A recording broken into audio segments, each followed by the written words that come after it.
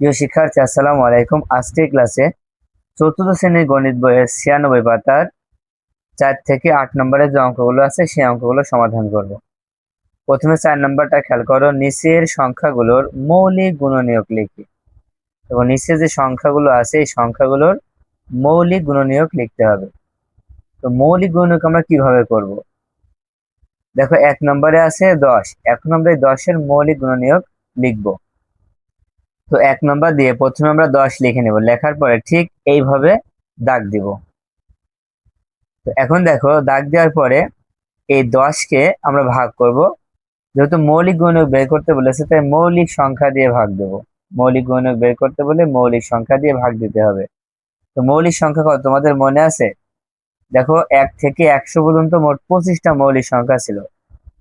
তোমাদের কি মনে আছে 1 থেকে 10 পর্যন্ত মৌলিক সংখ্যা কয়টা? 1 থেকে 10 পর্যন্ত মৌলিক সংখ্যা আছে 4টা। কি কি আমি এখানে লিখে দিয়েছি? 2, 3, 5, 7। এই 4টা হচ্ছে মৌলিক সংখ্যা 1 থেকে 10 পর্যন্ত। ঠিক আছে, 1 থেকে 10 পর্যন্ত যে সংখ্যা আছে তার মধ্যে এই 4টা হচ্ছে মৌলিক সংখ্যা। এই 4টা জানলে কিন্তু এখানে যতগুলো অঙ্ক আছে সবগুলো অঙ্ক করা সম্ভব। ঠিক আছে। তো প্রথমে 10-কে আমরা ভাগ করবো কত দিয়ে? যেহেতু 10 জোড় সংখ্যা তাই 2 দিয়ে ভাগ করা যাবে। 2 দিয়ে 10-কে ভাগ করো, কত হবে? দেখো, 5 দুখানি 10। 2 দিয়ে 10-কে ভাগ করলে 5 দুখানি 10 হবে। এবং 2 এবং 5 দুইটাই কিন্তু মৌলিক সংখ্যা, এই জন্য আর করা লাগবে না। এবার নিচে লিখে নিবা যে 10 সমান 2 গুণ 5। 10 সমান কি 2 গুণ 5। এবার লিখবা অতএব 10 এর মৌলিক গুণনীয়ক।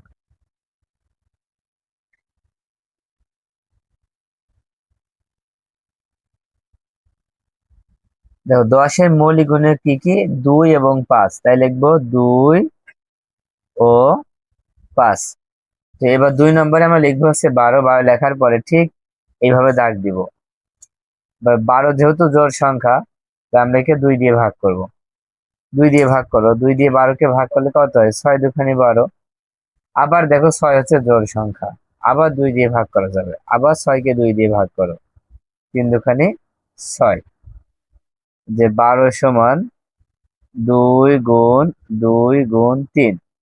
হ্যাঁ, 12 সমান দিয়ে 2 গুণ 3 আমরা লিখে নিব। লেখার পরে এবার লিখবো অতএব 12 এর মৌলিক গুণনীয়ক।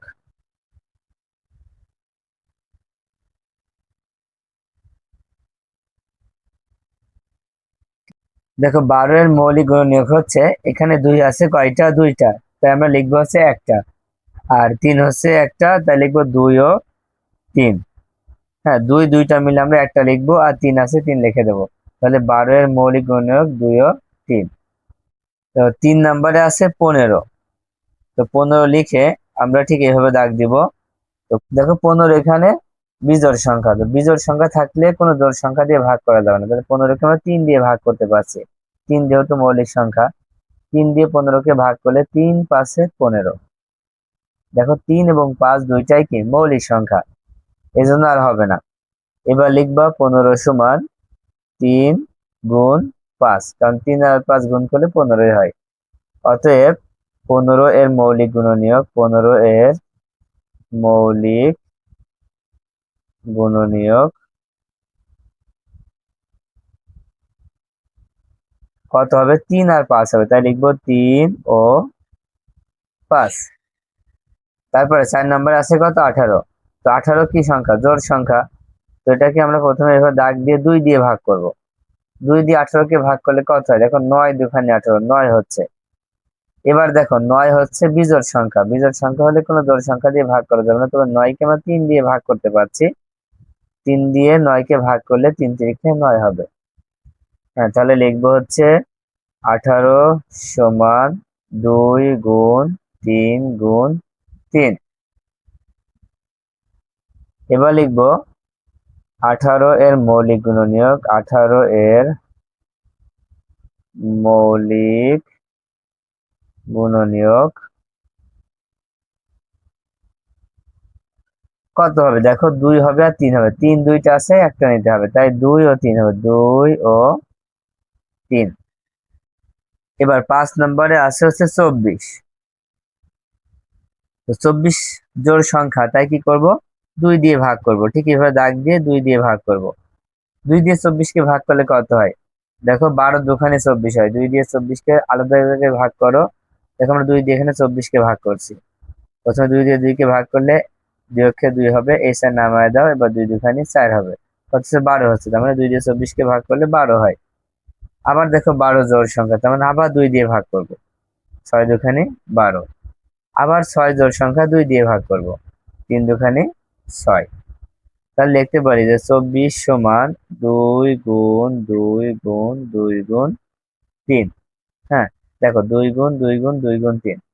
তাহলে 24 এর মৌলিক গুণনীয়ক লিখবো। 24 এর মৌলিক গুণনীয়ক কত কত হবে? দেখো 2 এখানে 3টা আছে, কিন্তু নেব হচ্ছে একটা। 2 আর 3 একটা আছে, একটাই নেব। 2 ও 3 হবে। 24 এর মৌলিক গুণনীয়ক 2 ও 3। এবার সর্বশেষ আছে 28। 28 ও জোড় সংখ্যা। জোড় সংখ্যা থাকলে 2 দিয়ে ভাগ করা যাবে। তো এইভাবে দাগ দিয়ে আমরা 2 দিয়ে ভাগ করব। 2 দিয়ে 28 কে ভাগ করো। দেখো 2 দিয়ে 28 কে ভাগ করলে কত হয়? 2 দিয়ে 2 কে ভাগ করলে 1 হবে। 2 অক্ষে 2, 1 নামায় দাও, এবার 4 দুখানি 8, কত হচ্ছে? 14 হচ্ছে। তার মানে 2 দিয়ে 28 কে ভাগ করলে 14 হচ্ছে। 14 কিন্তু জোড় সংখ্যা, তাই আবার 2 দিয়ে ভাগ করা যাবে, 7 দুখানি 14। এখন দেখো 7 কিন্তু মৌলিক সংখ্যা, তাই আর করা লাগবে না। এবার লিখবো 28 সমান 2 গুণ 2 গুণ 7। হ্যাঁ, 2 গুণ 2 গুণ 7। এবার লিখবো 28 এর মৌলিক গুণনীয়ক। 28 এর মৌলিক গুণনীয়ক কত হবে? দেখো 2 এখানে 2টা, কিন্তু হবে হচ্ছে একটা, আর 7 আছে, তার মানে 2 ও 7। আশা করি তোমরা মৌলিক গুণনীয়ক কিভাবে বের করতে হবে বুঝতে পেরেছো। এবার 5 নম্বর অঙ্কটা খেয়াল করো। বক্সের সংখ্যাগুলোর মধ্যে কোনগুলো মৌলিক ও কোনগুলো যৌগিক তা লিখি। দেখো এখানে যে সংখ্যাগুলো দেখতে পাচ্ছ, এই সংখ্যাগুলোর মধ্যে কোন সংখ্যাটা মৌলিক সংখ্যা আর কোনটা যৌগিক সংখ্যা সেটা লিখতে হবে। তো এটা আমরা খাতায় করে দেখাচ্ছি। দেখো এখানে প্রথম সংখ্যাটা আছে 24। 24টা যৌগিক সংখ্যা না মৌলিক সংখ্যা? দেখো 24 কে আমরা কিন্তু ভাগ করতে পারি 2 দিয়ে, 24 কে আমরা 3 দিয়ে ভাগ করতে পারি, 24 কে আমরা 6 দিয়ে ভাগ করতে পারি। তার মানে যে কোনো জোড় সংখ্যা হলে সেটা হচ্ছে যৌগিক সংখ্যা হবে। একমাত্র 2 ছাড়া যে কোনো জোড় সংখ্যাই হচ্ছে যৌগিক সংখ্যা। তার মানে 24 হচ্ছে যৌগিক সংখ্যা। এখানে আমরা লিখে দিলাম। তারপর আছে 31। দেখো 31 এমন একটা সংখ্যা যে সংখ্যাকে 1 এবং 31 ছাড়া আর কোনো সংখ্যা দিয়ে ভাগ করা যাচ্ছে না। হ্যাঁ, 31কে কোনো সংখ্যা দিয়ে ভাগ করা যাচ্ছে না, এই জন্য 31 হচ্ছে মৌলিক সংখ্যা। 35। দেখো 35কে কিন্তু আমরা 5 দিয়ে ভাগ করতে পারছি, 5 7টা 35। আবার 7 দিয়ে ভাগ করতে পারছি, এই জন্য এটা হচ্ছে যৌগিক সংখ্যা। তারপর আছে 39। দেখো 39কে আমরা 3 13 39 3 দিয়ে ভাগ করতে পারছি। তার মানে 1 ছাড়া অন্য কোনো সংখ্যা দিয়ে ভাগ করা গেলেই সেটা হচ্ছে যৌগিক সংখ্যা। যেমন 39 হচ্ছে যৌগিক সংখ্যা। তারপরে দেখো 41। 41 কোন সংখ্যা? 41 হচ্ছে মৌলিক সংখ্যা, কারণ 41কে অন্য কোনো সংখ্যা দিয়ে ভাগ করা যাচ্ছে না, তার মানে 41 মৌলিক সংখ্যা। তারপর আছে 47। এবার 47কে আমরা কোনো সংখ্যা দিয়ে ভাগ করতে পারি না, সেজন্য 47 হচ্ছে মৌলিক সংখ্যা। 51 হচ্ছে যৌগিক সংখ্যা, তার মানে 51কে আমরা 3 দিয়ে ভাগ করতে পারি, 3 17 51, এই জন্য এখানে লিখবো হচ্ছে 51। তারপরে আছে 56। 56 জোড় সংখ্যা, তার মানে এটা যৌগিক সংখ্যা। 61। দেখো 61কে আমরা কোনো সংখ্যা দিয়ে ভাগ করতে পারছি না, 1 এবং 61 ছাড়া আর কোনো সংখ্যা দিয়ে ভাগ করতে পারছি না, এই জন্য 61 কি হবে? মৌলিক সংখ্যা। তারপরে 68। দেখো 68 জোড় সংখ্যা, তাই এটা যৌগিক সংখ্যা। তারপর আছে 73। 8 নাম 72 হয়, কিন্তু 73 কোনো সংখ্যা, 73কে কোনো সংখ্যা দিয়ে ভাগ করা যাচ্ছে না, তার মানে 73 হচ্ছে মৌলিক সংখ্যা। তারপরে 75, 75কে আমরা 5 দিয়ে ভাগ করতে পারছি, 5 15 75, তার মানে এটা মৌলিক সংখ্যা না, এটা যৌগিক সংখ্যা। তারপরে 81, দেখো 9 নাম 81, তার মানে 81 হচ্ছে যৌগিক সংখ্যা। 83, 83কে আমরা কোনো সংখ্যা দিয়ে ভাগ করতে পারবো না, তার মানে 83 হচ্ছে মৌলিক সংখ্যা।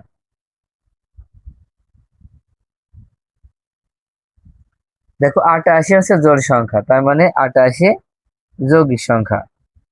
91, 91কে আমরা ভাগ করতে পারি, যেমন 7 13 91, কত হচ্ছে 7 13 91, 91 যৌগিক সংখ্যা।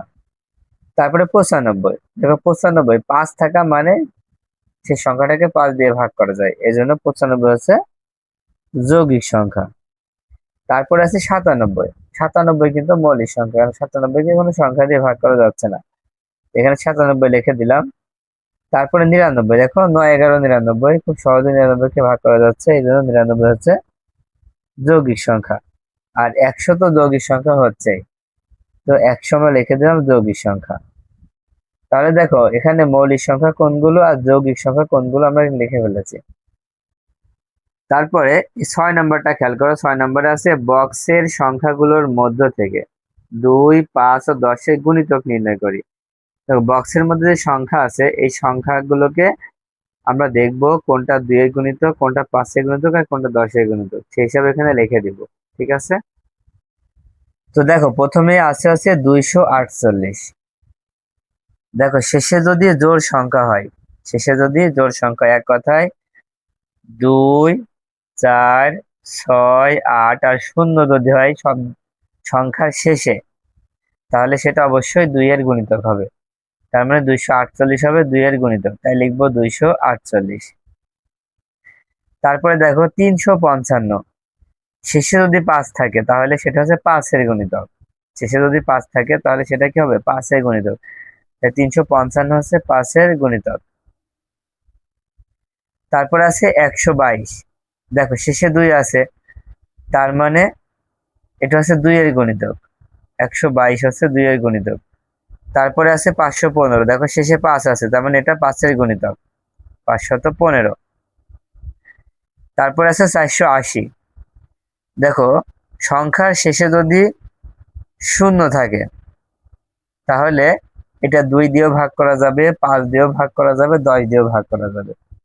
শেষে যদি 0 থাকে তাহলে 2 দিয়েও ভাগ করা যাবে, আবার 5 দিয়েও ভাগ করা যাবে, আবার 10 দিয়েও ভাগ করা যাবে। ঠিক আছে, এটা কিন্তু তিনটাই হবে। তারপরে দেখো 912, 912 2 শেষ সংখ্যা, তার মানে এটা জোড় সংখ্যা, জোড় সংখ্যা হলে 2 দিয়ে ভাগ করা যাবে, তাই লিখবো হচ্ছে 912। তারপর আছে 555, দেখো শেষ সংখ্যা হচ্ছে 5, 5 হলে এটা 5 দিয়ে ভাগ করা যাবে, এজন্য এটা 5 এর গুণিতক, 555। তারপরে আছে 838, দেখো এখানে 8 হচ্ছে জোড় সংখ্যা, তো 8 যদি জোড় সংখ্যা হয় তাহলে এটা 2 এর গুণিতক হবে, তাই লিখবো 838। তারপরে আছে 810, দেখো শেষে যদি 0 হয় তাহলে তিনটার সাথে হবে, হ্যাঁ শেষে 0 হলে এটা হচ্ছে 2 এর গুণিতক, আবার 5 এর গুণিতক, আবার 10 এর গুণিতক।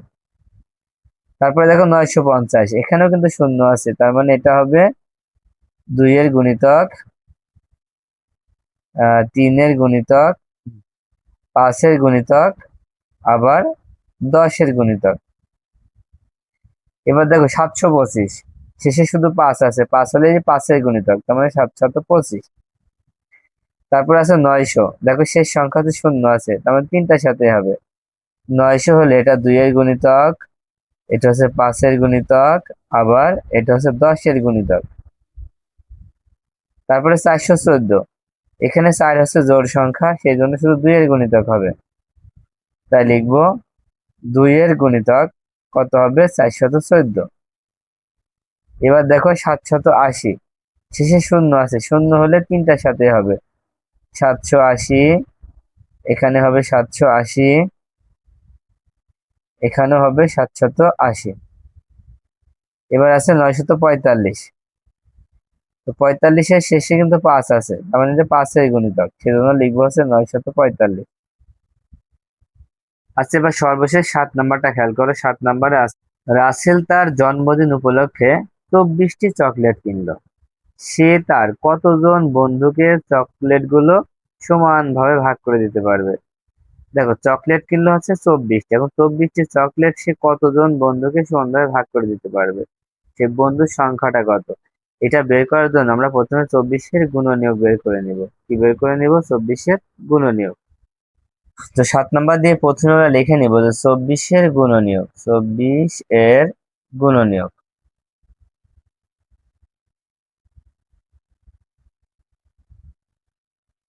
তো 24-এর গুণনীয়ক আমরা কিভাবে বের করব? দেখো, 24টাকে আমরা নিচে ভাগ করে দেখি কোন কোন সংখ্যা দিয়ে ভাগ করা যায়। তো নিচে আমরা প্রথমে 24 লিখে নিলাম, 24 লিখে সমান চিহ্ন দিলাম। এখন 24কে আমরা 1 দিয়ে ভাগ করতে পারি। 24কে 1 দিয়ে ভাগ করলে 24 অক্ষে 24 হয়। এখন 1 হচ্ছে আর 24 হচ্ছে, এই জন্য এই দুইটা আমরা গুণ অবস্থায় লিখবো, 24 অক্ষে 24।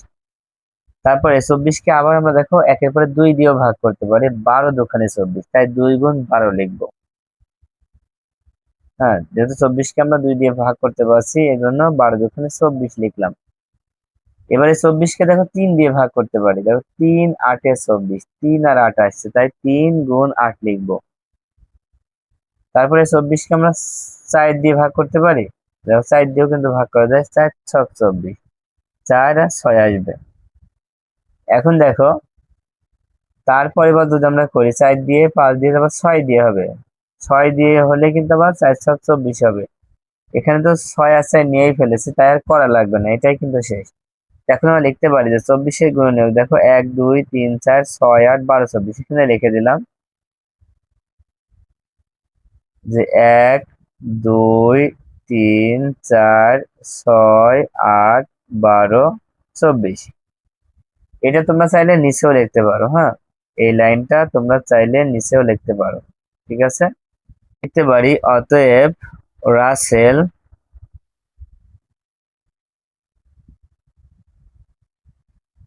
24টি চকলেট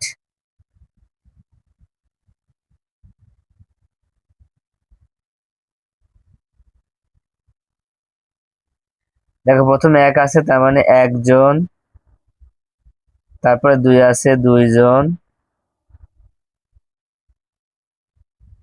তারপরে 3 আছে, 3জন, 4জন, 6জন, 8জন,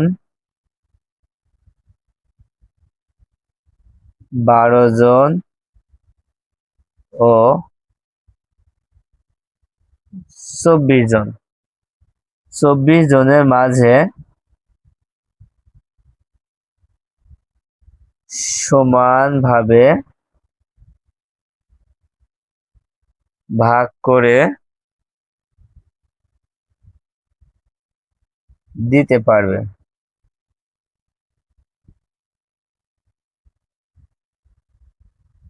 তাহলে দেখো, 24টি চকলেট আমরা একজনকেও দিতে পারবো, 2জনকেও দিতে পারবো, 3জনকেও দিতে পারবো, 4জনকেও দিতে পারবো, 6জনকেও দিতে পারবো, 8জনকেও দিতে পারবো, আবার 12জনকেও দিতে পারবো, এমনকি 24জনকেও আমরাও দিতে পারবো। তার মানে 24 জনের মাঝে সমানভাবে ভাগ করে দিতে পারবে, ঠিক আছে।